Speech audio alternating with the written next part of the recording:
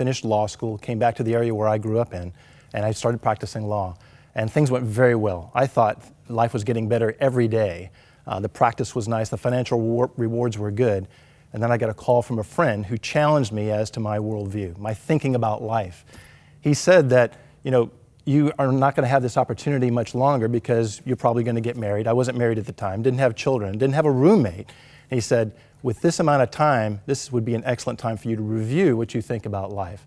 I called him back the next day, shocked that he would even make these types of challenges to me because, I thought life was fantastic. But I did concede to him that I didn't know everything about the scriptures. In fact, I knew very little, and that I could find out more about science as well to bolster what I thought about the natural explanation to everything. So I said, I'll give it a shot, and I'll pick up some books at the library on science and pick up a copy of the scriptures, and I'll start reading. Now, I think it helps in the case you make today that you don't do anything in half measures. And maybe the other significant thing is that you didn't allow anyone into this process. You just focused in on this solo mission to discover, were you looking for truth? Were you really looking for truth? Well, at the beginning, I really was not looking for truth. At least I thought that I was, but my prejudices were so thick, so encompassing of what my thought process was, that I really did not look for truth. In fact, I had to have a self-conversation about that and try and peel back my prejudices so when I read something, it could stand for itself. The evidence could speak for itself. But I also learned some things very early on in this investigation, so I turned from a casual reader into an investigator, particularly from science.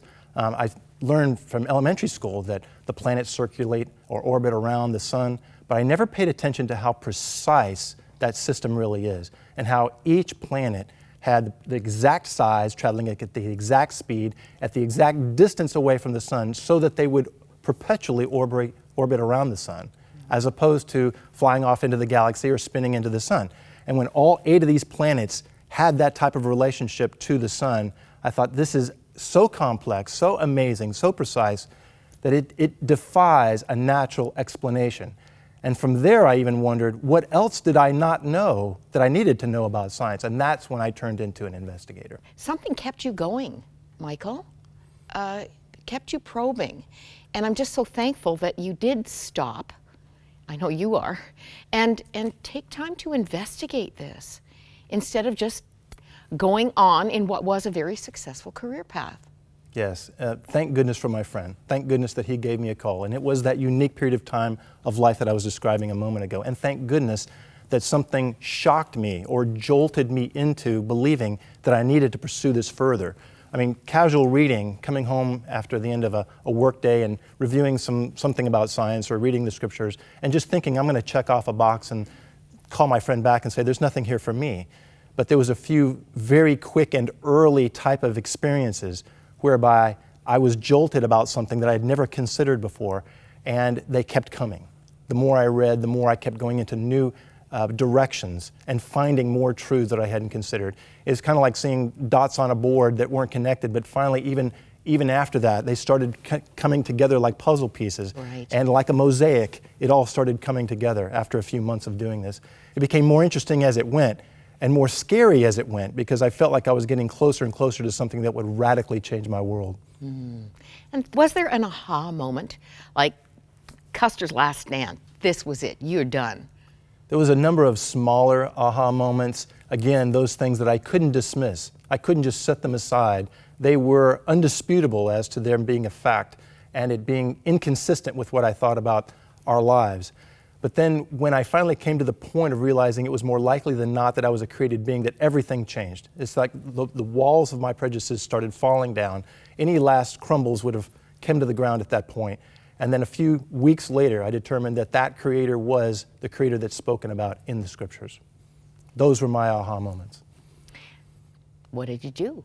Well, I took a few weeks without telling anybody what was going on, or that I had come to these conclusions, and just talked to God, first asking for forgiveness for everything that I had done and said before that point, and entering into a relationship with Him. And finally, without having a prescriptive time frame, I just came to the point where I was confident enough that I could tell my family and my friends what had happened. You were concerned about the friends. Well, I think I knew what was going to happen. I predicted to myself that my social structure was about to change dramatically.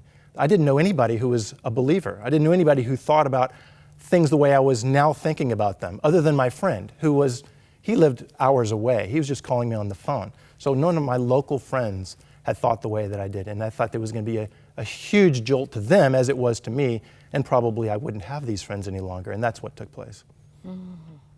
You didn't give up your profession. You continued, at least at that point, you moved forward with, tell us the stream of law that you've been working in. My concentration was in real estate disputes and construction-related disputes, so I handled commercial litigation matters, some business disputes as well. Nasty stuff. But as far it can be, but at the same time, it's very exciting. It's a concentrated area of the law, so it's something that I enjoyed, and something I enjoyed doing and being good at, and getting better at it at the time. So I continued doing that, had a much more passionate heart about my clients at that point, and sometimes found the opportunity to share this great news that I had found out. But for the most part, the practice of law didn't change too much. I still had a business to run, still had to appear before judges and prepare for hearings and trials and things of that nature. And so that part didn't change. You made a wise decision to become part of a church family. You lost some of the friends, I'm sure there was some alienation there, but you weren't left out in the cold. Well, I had lots of time all of a sudden, because whatever I was doing before with my friends, going out, doing different social things, I was no longer doing that. And I was also extremely excited knowing that I had learned so much, but I had so much more to learn. And I was looking forward to people tutoring me, so to speak, by going to a church. At least that's what I imagined would happen when I went to a church. I had never been to a Protestant church before. You could say Methodist, Baptist, Nazarene, Lutheran, any of those, and I wouldn't know what you were talking about other than they were churches. Wow. But there was a very large church near the building where I worked, and so I knew that it had lots of activities. And that was the reason why I chose the church, just because there was lots of activities there, and I knew I needed to be there a lot. You had such a hunger to learn the scriptures. The more you learned, the more you wanted to learn this. A new appetite awakened. Well, again, at least for me, when I learned that there were these truths that I had never known before, and there was a boatload of them, then this is just world-changing, life-changing to me, my world. And so I wanted to learn more. I wanted to take all those pieces that I had put together and put more pieces onto that, because I knew there was more. I mean, how can someone like me in just a matter of months learn everything there is to know? I knew that there was many more things to know, and that would fill in on a more full basis what it is to know God and what it is to know who we are. Well, it's a real learning curve, and I love the way you write. I've planned to quote you. I don't know if I'm going to do it today because our time has gone so quickly. I think this unleashed the poet in you. Has anyone said that? I don't think anybody has accused me of being a poet, but Wow. I did take some time, because this comes from my heart. And when I was examining these truths that transformed me, I wasn't on anybody else's program. No one gave me a pamphlet and said, here's some things that you could read first. In fact, I rejected that from my friend. I said, I'm going to do this on my own, because I don't want to be talked into anything. You didn't want to be manipulated. That's exactly It had right. to be truth that compelled you. Yes. And so when these pieces came together, I finally then am able to tell that story of what I saw, because it's a story. It's not just a series of do's and don'ts, or here's how to live life. It's a story of a loving God who created us, and for very specific purposes. And so in the book, I track those things that I learned that transformed me. You say in your book, God uses messengers to surround us with his voice. Well, God doesn't just speak to us through the scriptures, although he certainly does that. But everything that he has created around us does the same thing. From the heavens to you and I, to the things that are around us, he has put things in place that are like fingerprints of himself, that also communicate to us that not only is he there, but he's powerful and all-knowing. You say in the book that the more you discovered, the more you wanted to learn the relationship of these messengers to each other. You found a big picture. Well, at first it wasn't that way. I was finding little bits and pieces here and there that were amazing in and of themselves.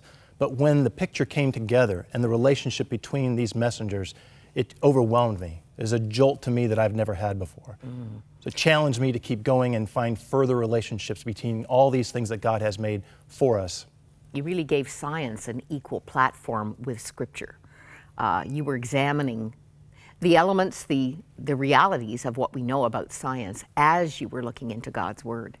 Well, as I was performing my investigation, I was most comfortable with science. And that's something that I had classes in from elementary school through college. And the scriptures were a little intimidating to me. So I read a lot about science, thinking that not only am I going to affirm what I thought about life, which is that we are naturally caused beings. There's not a supernatural cause for who we were. But again, I was also more comfortable with that. So reading the scriptures, which I was less familiar with and a little bit intimidated by, but also the science as well. So combination of the two is what I did as far as investigating, and on both sides of those things I came to understand that God speaks to us through both what He has created and what He has given us in His Word. Thank you for giving us all the details in here. Oh, there's no way we're going to be able to unpack them all, but let's talk about that first messenger. You've already alluded to the supernatural fingerprint in nature, in the created world. Give us a couple of highlights. Well, yesterday we talked about the solar system. So moving on from that, going from what we see in gigantic telescopes, now looking at what microscopes show us, that the amazing world of the cell and other small things, but particularly the cell, how much information God has put into each small little microscopic point. There's more than 3 billion sequenced bits of information that when coming together helps the cell perform all the functions that it does. Now, when you and I, as adults, there is approximately 35 trillion of these cells that are all coordinating with each other to perform all the things that we do biologically as humans. It's outstanding. It's just mind-boggling. Now, on top of that, all of these cells, these 35 trillion, came from one cell. The information that was packed into that one cell caused division and multicellular coordination. It's just unfathomable. And one cell is like a small city. It is. There's so much there that then causes other things to happen from there. The division of cells into more and more, but then how they group together to do the different systems and perform the systems that are in our body. It's just outstanding. I told you I'd make my case for the poet, and I could just read page after page. But you talk about nature, the implanted behavioral patterns of the birds that fly and the animals that... You say each creature sings its part in the harmony of nature's never-finished song. Well, the more Did you think like that before you came to Christ? That's what I want to know. Well, certainly not. I mean, again, the explanation that most biologists would give is that everything we see around us, including ourselves, is caused by natural selection, meaning that there was an initial life, and there's been a sequence over a very, very long period of time of improvement of those lives because of little slices that occur each mutation, so to speak. So that's a gist of what the theory of macroevolution is as given to us by Darwin. So from that, I didn't come into my investigation, excuse me, believing that there was some coordinated activity and that one architect and engineer had given us all these things around us and how they work together with each other. And so these implanted behaviors in animals and even in us, because we are social beings wanting to love each other. That'd be an example of one of our implanted behaviors. It's just something I found as one of the many, many, many ways that we can look and see God's fingerprint around us. You say you discovered treasure when you opened yourself up to the Lord and to the truths revealed in His living and active Word. Certainly worked that way in your life. Well, the first question I had was whether the scriptures are even true or not. I thought they might even just be ancient fables or some series of do's and don'ts. But the accuracy of them, as far as being historically accurate, much less accurate for our lives, was a big question of mine. And as I reviewed the prophecies and the miracles and other types of proofs that the scriptures give to show that they can be relied upon, were things that I had not only had never investigated that before, but it's absolutely amazing. How can there be, on the prophecy side of things, how can there be hundreds of predictions and that they come true to the extent that we've had those events occur? There are some prophecies that have yet to happen, but to the extent those events have happened so far and they be accurate to the detail, then what other explanation could there be other than God showing us that through His Word that He is authenticating His words with prophecies? You give a whole chapter to Jesus Himself. I mean, what a treasure. And you say conversations with the Creator became ours daily. You found a love relationship. One of the things that really impressed me was the emotional character of Jesus, how he wept for those who were hurting, how he laughed with the children, just on and on how emotional he was. There was a scene at what we would refer to as the Last Supper, and he was eating dinner with his disciples, with the followers.